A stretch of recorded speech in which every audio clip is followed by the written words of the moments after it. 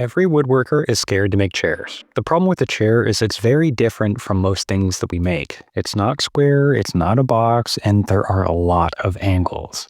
And the biggest problem is, well, they have to be comfortable, which made me extremely uncomfortable to start this project. So as any overanalyzer does, I sat in dozens of chairs to figure out their secret and ultimately discovered a pattern that led me to a standard set of chair rules. But before I share those, we have to start at the beginning. This is walnut. It's a staple in any YouTube video for many reasons, which we'll get into, but before we go there, I bought this wood after designing the chairs in a 2D drafting software so I could estimate how much I needed, and now I can print those out conveniently on a single sheet of paper, cut them up, and glue them onto some 1/4-inch plywood so I can make the templates. Now, I don't always use templates, but anytime there's an odd shape that I need to make, and I need to make a lot of them, then you want to use a template. That way you can be sure that you are consistently making them all exactly the same. And in this case, I'm making 6 chairs, which means 4 legs per chair or 24 legs total. So yeah, templates for consistency is a must. And the process for making a template is really pretty straightforward. Just cut close to your line with, in my case, a bandsaw. You could also use a jigsaw, and then you're going to sand all the way to the line with some sort of sander.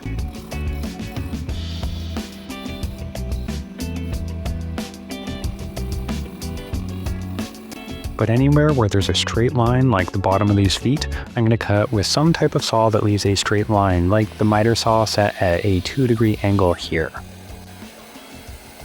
Anywhere I had a joint face that I couldn't cut with the miter saw, I used a semi-sketchy method at the table saw. Here I'm holding the templates in place and lifting the blade to complete the cut. And no, this is not the safest way to do it. And yes, if I were to do it again, I would find a different way to do it.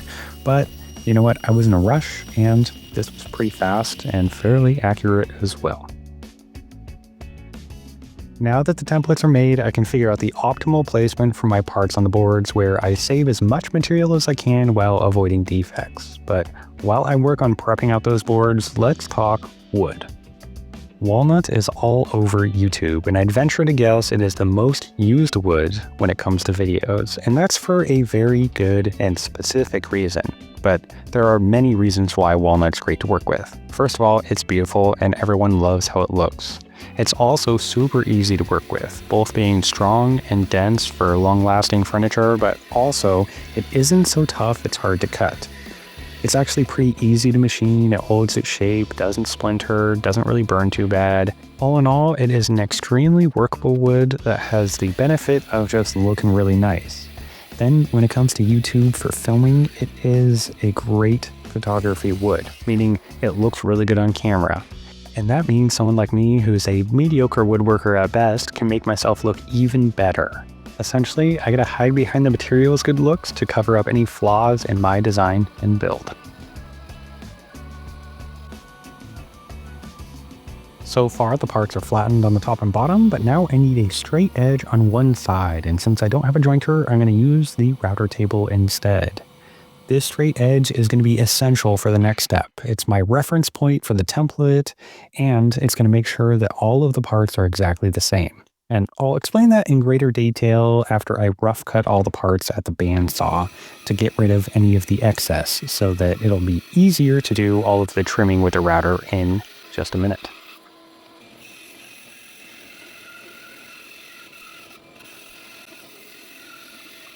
So when I was thinking about making these parts, I realized I had a problem. I have a lot of angles going on, and I didn't want to mess anything up by routing straight into the angle because it's not a super clean cut. You can accidentally round things over. It just can be a bad situation. So instead, I wanted to cut them at the very specific angles using a saw. So that first cut established 2 reference surfaces, the foot bottom and the jointed edge. And now I can make the sled using those 2 points as references for my stop blocks to cut the joint face. All that's left to do is to slip each leg into place and cut each one, knowing the leg joints will be identical for all of them, ensuring that when these are assembled, the parts will come together with 0 gaps.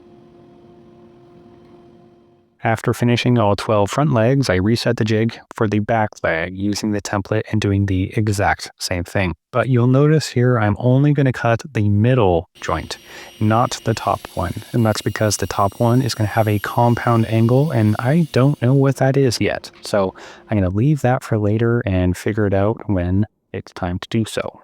Now that all the joint faces are done, I now have 3 points of solid contact to reference against: the back, the foot, and that joint, and we can trim the rest of the bits to match the template.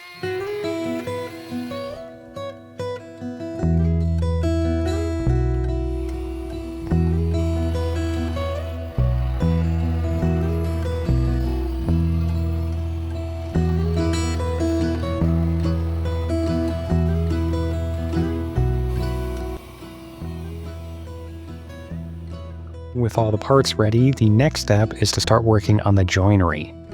And while this is my first crack in making a chair, it doesn't mean I am without chair experience. I have actually been sitting in chairs for about 34 years now, and in that time I've learned that a chair's #1 top priority is it has to be solid.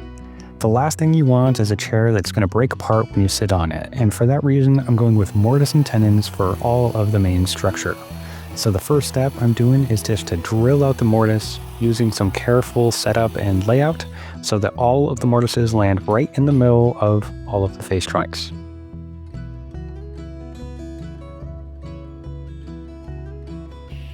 The next step is to make the apron pieces, which will connect the front and the back legs together.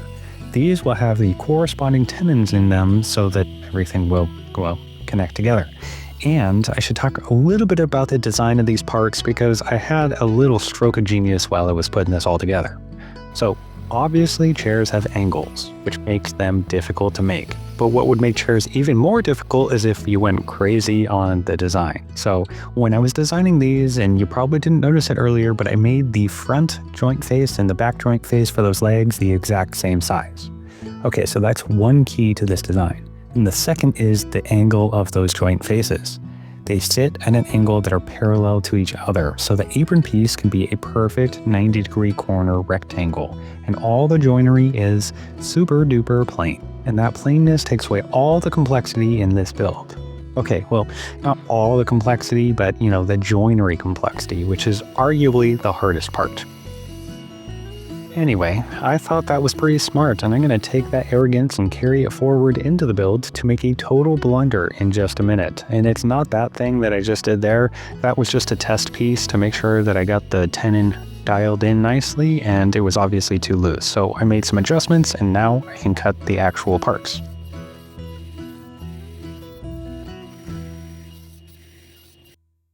Now that the tenons have their faces done, I'll cut the ends to fit, and I like to do this by hand. The main reason is it's faster. And I know that sounds funny to say hand tools are faster, but they really are.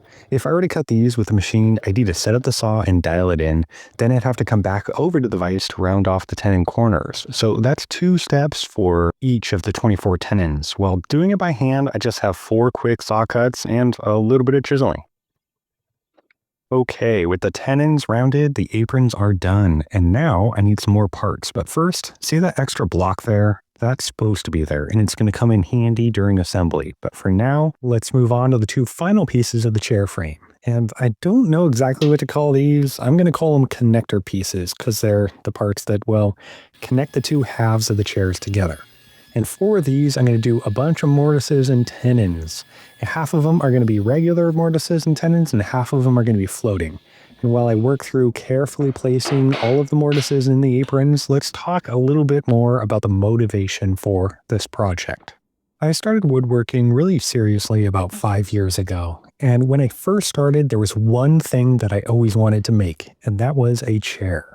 I don't know why, but chairs always struck me as really cool. A chair has to be 2 things which are totally contradictory to each other. They have to be light enough to easily move around, but sturdy enough to hold a person.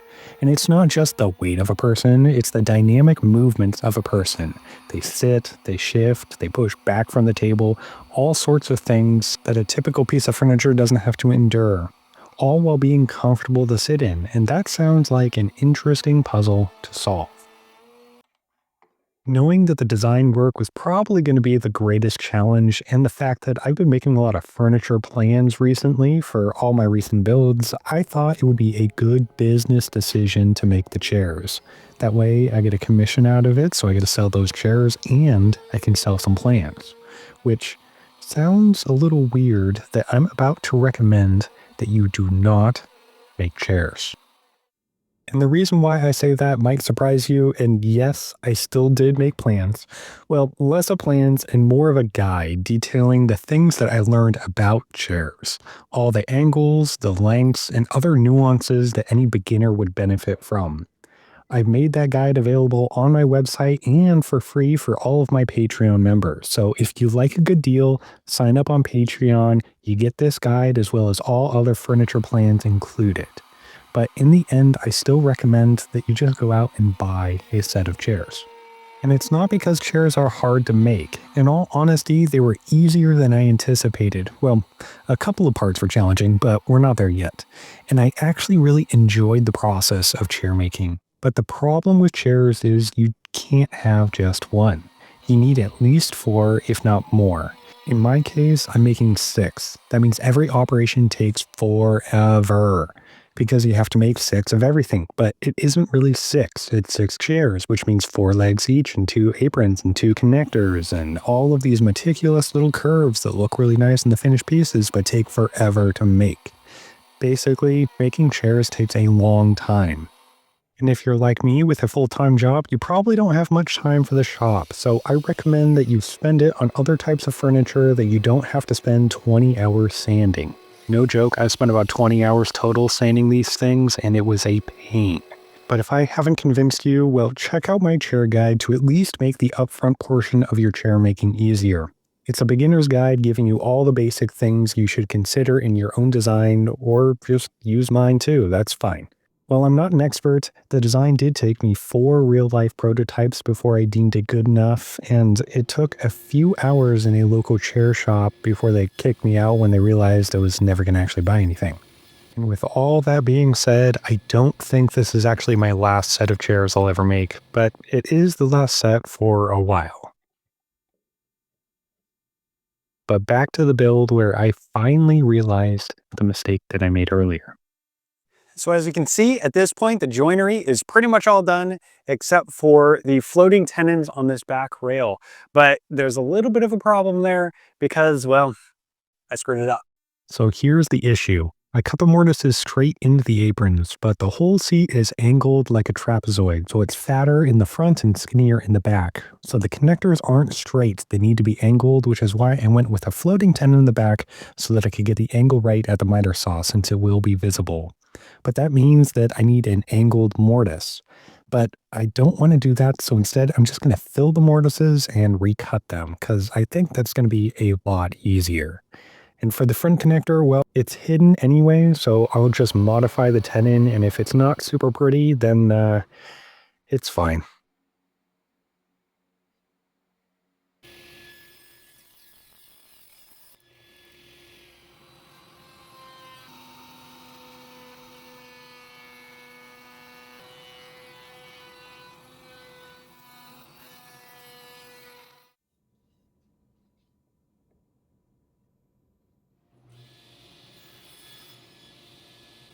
So I think most of that fix is self-explanatory except for this part. Before I fill the mortises, I use the existing mortise to set the router table fence and the stop block, so the new mortise will line up with the existing mortise in the connector pieces. From there, it's as simple as filling the holes, trimming them flush, and recutting the mortises at the proper angle. And you'll notice here there's no math needed. I just lift the piece until it sits flat at the angle that I want, and then slide a properly sized board in place to hold the piece steady. And I share this setup because I hope you notice something in this video, and really in all my videos, and that's that you don't need that much to do woodworking. Now, every time I bring up this topic, I get loads of comments telling me that that's rich coming from someone with all those fancy tools, and those people are right. You do need tools. But what you also need, even more than tools, is a little ingenuity. I could have gone to my local woodworking store and explained what I was trying to do so they could sell me a piece of plastic for the low price of $29.99, and if that's what I did, those naysayers would be right. But I haven't bought a tool in about 2 years now, and instead I just get creative with what I have and how I use them. And I guess my point here is creative problem solving is what makes woodworking fun. Anyways, the chair frames are fit together, and now it's time to move on to the next step, the backrests. So earlier when I said don't make chairs, I think I wrote that bit of the script while I was working on these backrests, and it's because I'm about to do the worst way to make curved backrests. Typically, there are 3 ways to curve wood. One is to steam bend the boards, but that requires a skill set I have not yet developed. The second is to cut boards into thin strips and bend them around a form, but my bandsaw does not have a big enough throat capacity, so I had to nix that one, which left me with the third and most tedious way, which is to carve the boards from bigger boards. This method is as equally wasteful as it is time-consuming while also producing the worst results. And yet, it's the option I went with. Why, you ask? Well, because a younger, dumber Keaton didn't realize it was going to be so much work. The Keaton who started on this journey thought it would be faster and easier than learning a new skill, and that version of me was dead wrong. The problem arose when it came to routing out the waste. It took forever, and it's because I couldn't cut very deep into the wood. Now, if I had a CNC, this method would have been just fine, but I don't. So instead, I spent days learning the hard way that I never want to do this ever again.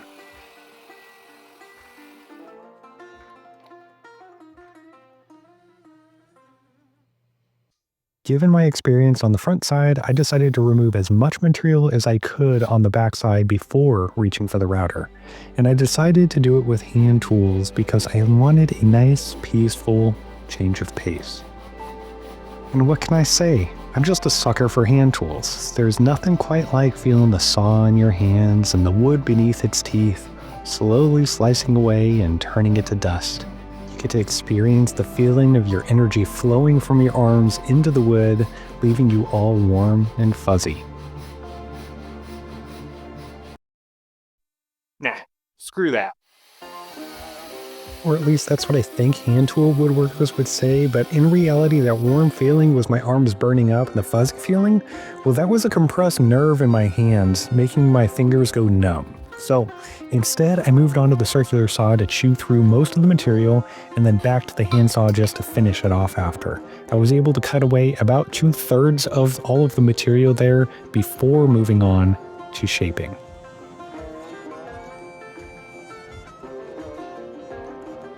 So I also hated this part. You see the router wanting to catch there and pull into the board, which would cause tear out.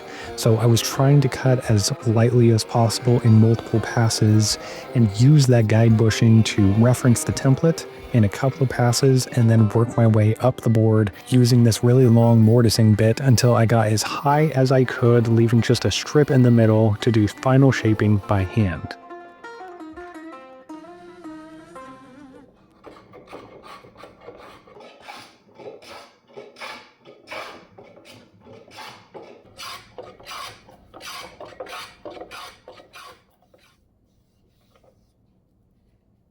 With the backrest done, I can finally finish off the frames by cutting the backrest holders, and this is something that's super easy to overcomplicate. You could do tons of math to figure out the compound angle that you need, or you could just put the piece in place, make a mark, and that's it. And to me, that's the trick of woodworking. You just gotta keep it simple.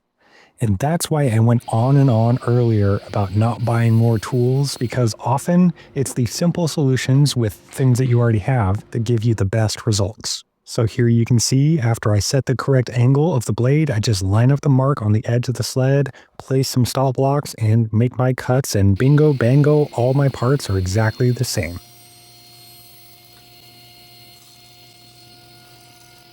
But I did run into a little bit of a problem with my jig. I made it so I could only make the cut on the back right leg of the chair, but I figured out if I spun the jig around, moved the fence, and didn't adjust anything else other than, putting the piece in upside down, then I would simply mirror the cut without changing any of the setup, and all of the angles would remain exactly the same. So not only was it easy, fast, and extra accurate, it meant I didn't need to make another sled. And at this point, the chairs are basically done, minus, all the sanding, roundovers, putting them together, and making the seats. But I did take a moment to celebrate that I've made it this far. And at this point, I have a chair-shaped object that I can start gluing together. The first glue up is pretty important. It is putting the two side pieces all together so that I can do all the final shaping with the parts together so they end up being all nice and seamless. And here is where this extra bit of wood I left on is helpful. It gives the clamp something to hold on to so that I can glue the joints and give nice clamping pressure across them. Without this, I wouldn't be able to hold on to anything because it would be right on that curvature. And then you can see I put one on the top to hold it together and one at the bottom to leverage the leg so that it squeezes that glue joint nice and tight. So far, you've stuck with me through most of the build, and now we're finally on the home stretch for this project. And this is the part of the video where it can get really fun because, I've weeded out all the weak ones. The people who have short attention spans and left, and those who are so bored by this video that they fell asleep. So now you're left, the true fan. Or maybe you just really want to see the result and you're sticking with me to the end. Either way, I'm going to reward you during this section by not making you suffer while I explain all the self-explanatory tedious stuff, and instead I'm going to make this portion of the video more fun by telling you a story. I've always been one of those people who really just wants a high-level plan so I can move on and get going. That meant as a kid, I usually didn't ask too many questions. As long as I had a general direction and a goal, I knew I'd just figure out the steps to get there along the way. Then there was my brother. He was the exact opposite. He wanted to know everything that needed to happen so that he could help to achieve the goal and the result exactly the way that it was supposed to be. And that's why one day my dad and I were out doing some yard work and we came in after to have some lunch and we found out the microwave was not in the kitchen. Well, where was it? It was with my brother in his room and he had it all in pieces across his bed. He wanted to understand how the magic box made food hot. And obviously, the best way to find out how a machine works is to take it apart and figure it all out. And he assured us that he would have it all back together so that we could heat up our leftovers. At the time, I found this and other let me ask 100 questions type behavior really annoying. But now that I'm older, I understand it more. Because there are so many gray areas in the real world. Nothing is quite as cut and dry as it seems as a kid, and we can't all be expected to just know exactly where to go and what to do without some form of instructions. I mean, nowadays I can hardly even go anywhere without Google telling me step by step how to get there. And as I reflect, I realize that's what my brother was always trying to find before, a map. Even when it seemed unnecessary, it is certainly nice to have a nap, just in case there's an accident to navigate around, and that's exactly why I started making plans. Because I recognize that people don't inherently know all the answers in their head, but when you have a map, no matter where you're starting from, you can still end up at the same destination as someone else. So yeah, if you're interested in my plans, take a look at my website, there's a link down in the description. And to put a wrap on that story, well, we ended up at Costco having hot dogs for lunch while my dad bought a new microwave. So I guess the moral of the story is, if you try to make your own chairs and fail, you can always just go out and buy some instead.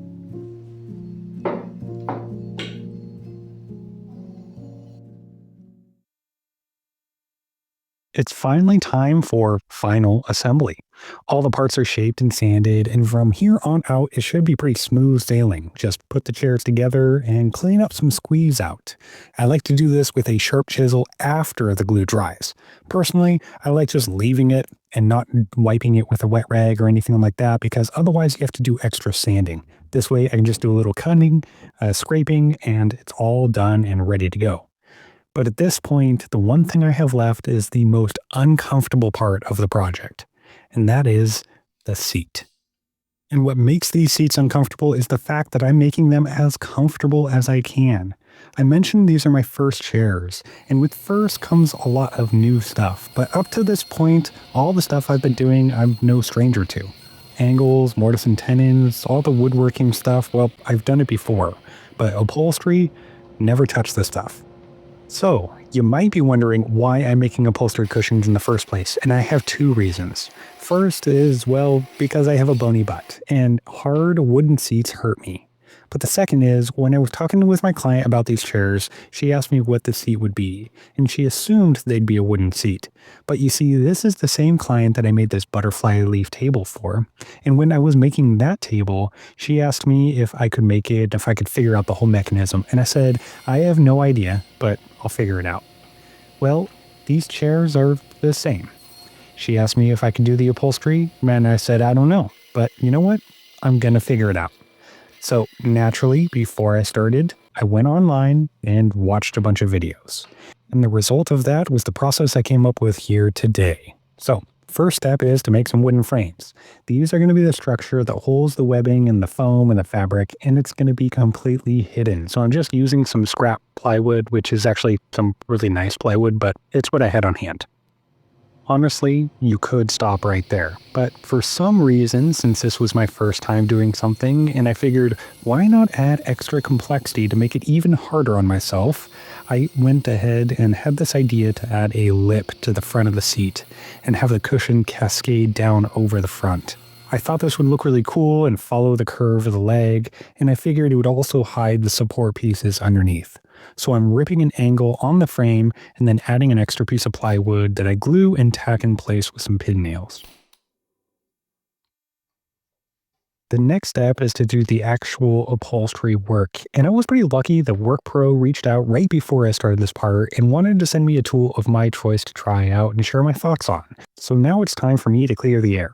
Earlier I said that I hadn't bought a new tool in 2 years, and that's technically correct because this was free, but you know what, I'm sort of a liar. So anyway, about the tool, my plan was to use my manual staple gun, and it would have worked fine, but this was so much nicer and easier. This gun works awesome. It fires right through this jute webbing with ease, and I didn't even have to charge it. It lasted through this entire process, including this part where I'm doing this jute webbing and the next part when I do all the fabric work too.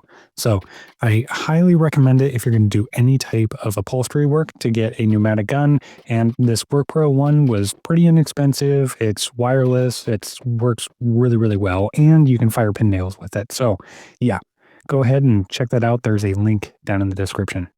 Oh, and thank you, WorkPro.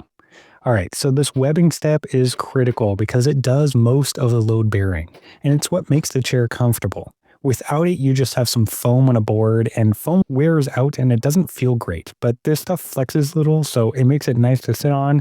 Just make sure to stretch it tight when you're putting it in place. The second step is to cut the foam roughly to the size of the frame, leaving about a 1/2 inch or so on the sides, and of course a little extra on the front to go all the way around the front and over the lip. What I found with the foam is it compresses a little bit, so having it slightly big is actually a good thing, and it will cover up any unevenness that jute webbing causes.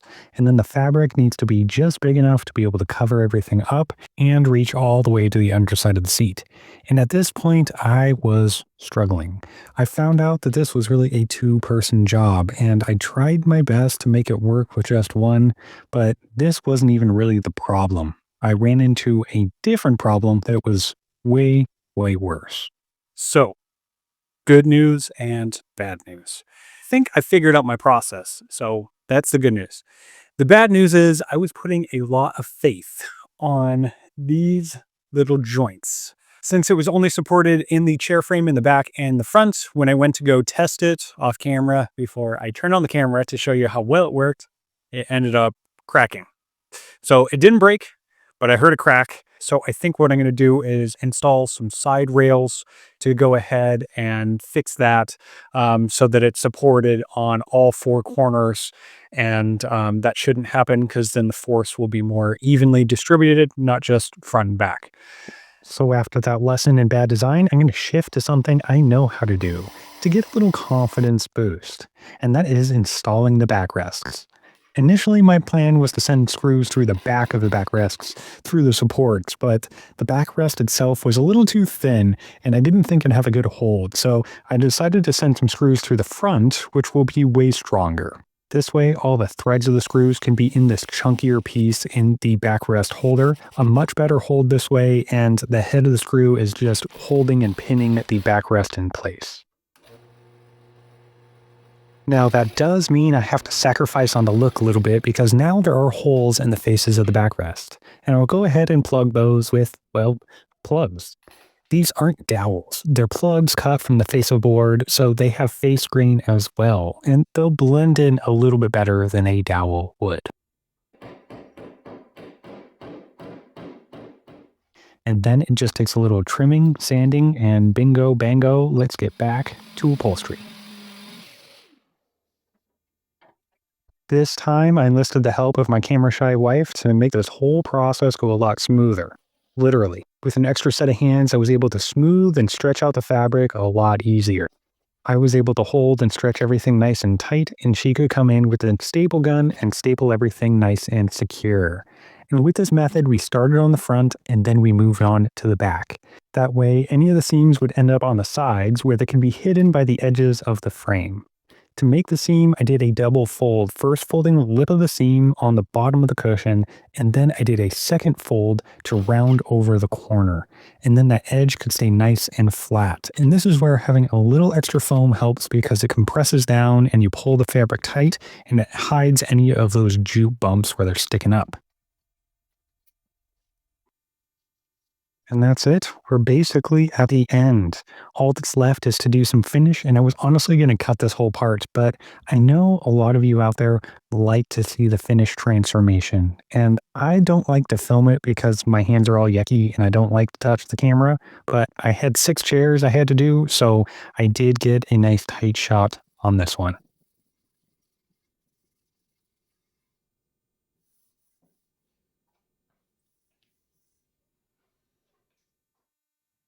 This is usually the part of the video where I come up with some profound lesson that I share, but instead I'll share with you special people who made it all the way to the end, the chair secrets I've been teasing all along.